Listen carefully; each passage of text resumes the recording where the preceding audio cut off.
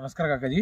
काकाजी, जेव्हा आम्ही सेनोडीला तुमच्या सेनोडी मुंडळा गावाला आलो होतो, मार्गदर्शन केल्यानंतर प्रत्येक जणांना आपल्या गावामध्ये जवळपास 5-6 जणांना तुम्ही उसाला आरसीएम शुअर शुगरचे प्रोडक्ट घेतले. म्हणजे तुम्ही दिलीप काकांना, सुरेश काकांना, आता सुरेश काकाच्या प्लॅटमध्ये आपण पाहायला आलो. आता आपल्या याच्यामध्ये बी आपल्याला जायचं. तर पूर्ण नाव काकाजी आपलं? अशोक किसन वाघ, राहणार मुंडळ, तालुका कळमनुरी, जिल्हा हिंगोली. तर आपण पूर्ण दरवर्षी आपण ऊस क्रॉप घेतो, बरोबर आहे काकाजी? हो, सर. जवळपास 5 वर्षापासून आपण घ्यायलो इकडं. आणि त्याच्यामध्ये ऑलरेडी तुमच्या याच्यामध्ये आंतरपीक आहे, याच्यामध्ये विदाऊट आंतरपीक आहे. तर आता सध्याला तुमच्या एक ड्रिचिंग झालेले आहेत. झाली. कोणाची एक ड्रिचिंग एक फवारणी झालेली आहे. तर आता एक ड्रिचिंग आणि एक फवारणी झाली. तर या प्लॅट मध्ये आपल्याला काय वाटायला काकाजी आता सध्याला? व्हरायटी कुठली काकाजी? व्हरायटी जात कोणती आहे? 8005. 8005 आहे. 8005 मध्ये आपल्याला काय वाटायला काकाजी आज?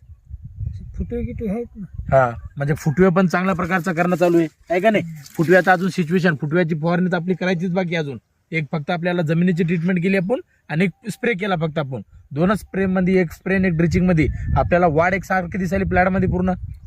पानाची रुंदी, वाढ, कलर, जाडी, फुटवे सगळ्या गोष्टीमध्ये आपल्याला सगळं दिसायले. बरोबर आहे का नाही काकाजी? वाघ काका, तुम्हाला काय वाटते बघून आता पूर्ण? चांगलं आहे, प्लॉट चांगला आहे. हा, म्हणजे याच्यामध्ये हे 8005 आहे. पलीकडच्या साईडला त्या तिथून सऱ्या सोडल्या हे सिद्धगिरी आहे. हा, सिद्धगिरी. आणि याच्या दोन्ही मध्ये बी आपण बघितलेले. यावर्षी एक फक्त अनुभव घेतला आपण. आता आणखीन एक फवारणी झाल्यानंतर आपल्याला आणखीन 8 दिवसामध्येच आपल्याला फरक जाणवणार. दिलीप काका, आपलं पूर्ण नाव? दिलीप दिगंबर काकडे, राहणार मुंडळ. तुम्ही पण एका एकरचं घेतलं काकाजी, बरोबर आहे? तर काय वाटायला उसामध्ये आपल्याला फरक आता? नंबर 1 म्हणजे कसं आहे, क्वालिटी, ते फुटवे, हा त्याच्यामध्ये वाढ.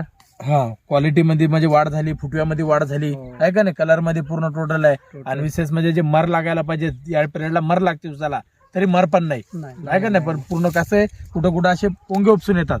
99% ही जात या व्हरायटीला जे पोंगे उपसण्याचं आजार जास्ती असते, तरी कुठल्याच प्रकारचा आपल्याला दिसत नाही. मर नाही, कुठंच मर गिर नाही, काय नाही आहे का नाही? धन्यवाद, थँक्यू.